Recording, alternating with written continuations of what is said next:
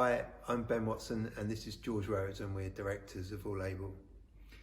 We're going to talk to you a little bit about one of the other parts of our business, which is getting involved in various pieces of research around accessibility.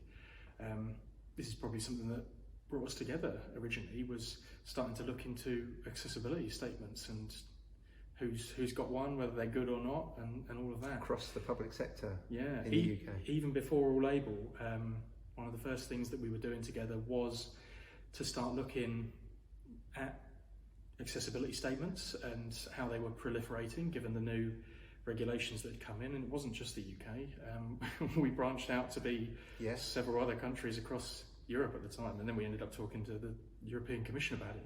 That's right, and now we do lots of support for American organisations, so it's pretty much international now. I think right in those early days we were really struggling to understand what was required in an accessibility statement because it wasn't always clear from the legislation itself. So we both took quite a proactive stance in that it's better to have something and refine it than just all of us to keep talking about it. So as representatives of the public sector bodies that we were supporting at the time, we worked together to create a individual kind of template that we could use across our public sector bodies, and we shared that more widely, and that was adopted ultimately by the enforcement agency in the UK, and that has been quite influential, and that's given us kind of an interest and confidence in developing our research and understanding ways that the regulations can be rolled out effectively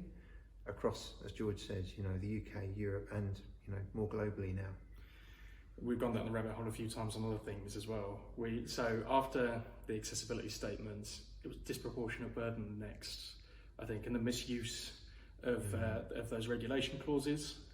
That was a fun bit of research, finding out who'd claimed disproportionate burden and for what, and where their evidence was or not. Then we've started doing a few more bits, haven't we? More recently with partner organisations. So if you are interested in working with us on pieces of research, we're always open.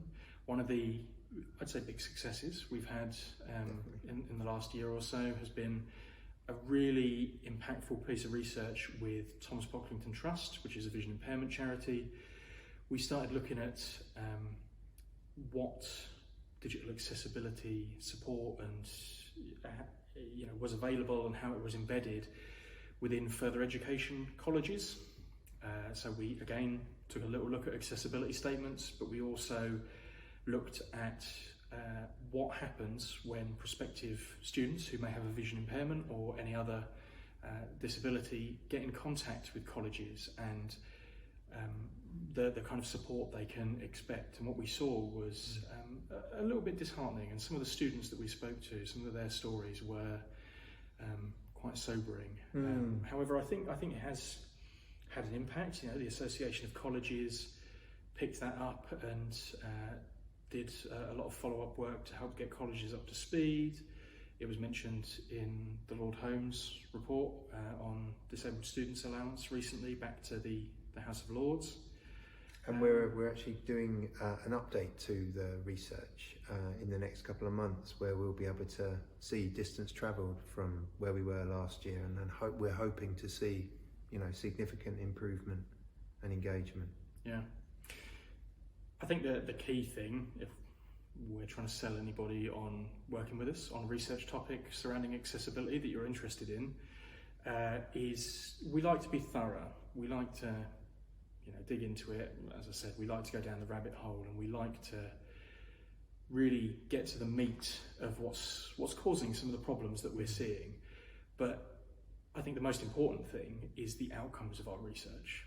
I don't think we've ever done something where it's just, here's the info, you do with it what you will. I think the bit that is always the most fun for us is starting to look at what can we do to help address those problems. So we'll work with Thomas Pocklington Trust to build resources to support those colleges. We'll look at what information we can provide to help better understand the regulations. Like following those first couple of bits of research, we helped get to some good legal advice through JISC for the organisations they support. It's always about giving people something to take away from the research, something that they can use to start addressing that problem if they're experiencing it. That's always my favourite bit. I think, the practical outcomes and toolkits we create, but I think we also back that up. It's way more than data, because we talk to people who experience some of these accessibility challenges, and that becomes really useful fuel for change, because you can really see how it impacts on people's experiences and their sense of belonging in an organisation, which has been really powerful. Yeah.